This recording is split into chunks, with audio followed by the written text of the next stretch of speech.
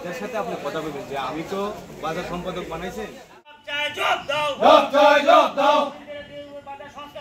প্রাকৃতিক যদি কোনো মানুষের সম্ভব অসম্ভব যে দাঁড়া তাহলে পিছিয়ে দেখতে একটা অসুবিধা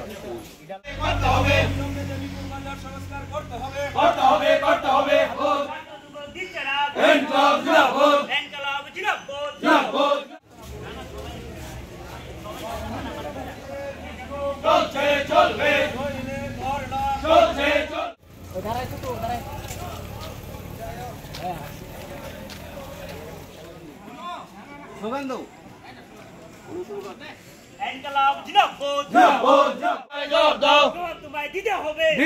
দিতে হবে চলছে চলবে জব চাই জব দাও জব চাই জব দাও।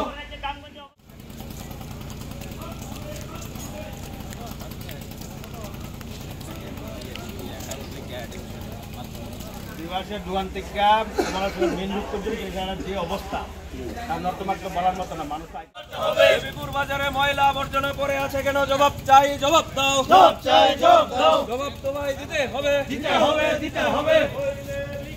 চলছে চলবে, করতে হবে। ছাত্র যুব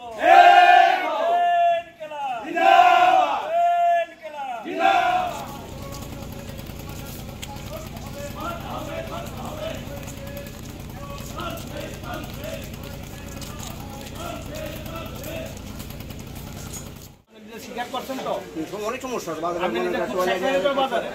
জল নাই ব্যাপার হয়েছে কিন্তু আগে এখন যে নতুন রাস্তা তৈরি হয়েছে এখন জল পাস হইতে পারতেছে না আমাদের সেই জন্য মনে করি রাস্তা পাশে সব ময়লা টোলা আটকে পড়ছে পরিষ্কার করা যাইতেছে না আর কি। প্রত্যেকদিনই বৃষ্টি প্রত্যেকদিন ভিজে থাকতেছে ময়লা ফুল শুইতেছে না ঝাড়ু টাড়ু মারানো যেতেছে না এরকম কি জল আটকে থাকে। তো কীর্তন প্যান্ডেলের যে অবস্থা এটা কি বলবেন? ও কীর্তনের প্যান্ডেল তো অনেকদিন ধরে ওইটা তিন লিক জল পরে এবং দোকানদাররা ব্যবসা করতে পারতেছে না এদিকে তালি টুলি দিয়া কোনো মতে তারা চলতেছে। তো 4 দফা দাবি দিয়েছে, আপনি কি যুক্ত তো মনে করেন এগুলি? আপনার পক্ষ থেকে কী ব্যবস্থা গ্রহণ করবেন? আমি দেখি বাজার ব্যবসায়ীদের নিয়ে আলোচনা করবো পঞ্চায়েতে যাব কী করা যায় নজর রাখবো। আপনি কি মনে করেন যে তার দাবিগুলি সম্পূর্ণ যুক্তযুক্তই? হ্যাঁ ঠিক আছে। মূলত ডেপুটেশনটা হচ্ছে আমাদের কমলাসাগর গ্রাম পঞ্চায়েতের, এটা হচ্ছে দেবীপুর বাজার গ্রাম পঞ্চায়েত সংলগ্ন। এই বাজারটা দীর্ঘদিন ধরে বিভিন্ন সমস্যায় সম্মুখীন মানুষ। যিনি বাজার সম্পাদক ওনার কাছে আমরা ডেপুটেশন দিয়েছি, দেখেছেন এখন 4 দফা দাবির ভিত্তিতে আরও অনেকগুলো দাবি আছে। আমরা এই বিষয়গুলো ওনার কাছে রাখলাম না। ওনার দোকানটা আসতে মেন রোডে খুব অসুবিধা হচ্ছে, উনিও বিক্রি বার্তা করতে খুব অসুবিধা হচ্ছে, কাস্টমার আসতে পারছে না। এই যে কীর্তন শেড দেখছে জল পড়ছে, বামফ্রন্ট আমলে এটা তৈরি করেছিল, সংস্কারের কোনো উদ্যোগ নেই।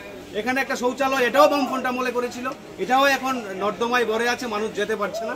হ্যাঁ, বাজারটা জঙ্গলে এবং আবর্জনায় মানুষ মানে এই বাজারে কিভাবে আসবে সেটা প্রতিদিন আমাদেরকে জানাচ্ছে। এবং ব্যবসায়ীরা সামনে শারদ উৎসব, আমাদের বাঙালির শ্রেষ্ঠ উৎসব হচ্ছে এই শারদ উৎসব। দুর্গাপূজা উপলক্ষে সবাই বাজারে আসে, সবাই কেনাকাটা করার জন্য আসে, পুজো দেখতে আসে। কিন্তু বাজারের যা পরিস্থিতি তা মানুষ এই বাজারে আসবে কি না সেটা এখন চিন্তার বিষয় হয়ে দাঁড়িয়েছে। আমরা প্রাথমিকভাবে বাজার সম্পাদক ওনার কাছে এই বিষয়গুলো রাখলাম, উনি পঞ্চায়েতের লোকে কথা বলবেন। আমরা 1 সপ্তাহের সময়সীমা বেঁধে দিলাম। 1 সপ্তাহ পর ওনার সাথে আমার আর কোনো কথা হবে না, কারণ উনি তো আর প্রশাসনের দায়িত্বে না। আমরা পঞ্চায়েতে যাব, পঞ্চায়েতে ডেপুটেশন দেব। প্রয়োজনে পঞ্চায়েতেও যদি এই বিষয়গুলা সমস্যার সমাধানে এগিয়ে না আসে আমরা বাজার বন্ধ ডাকতে বাধ্য হব, এটা বলে রাখলাম।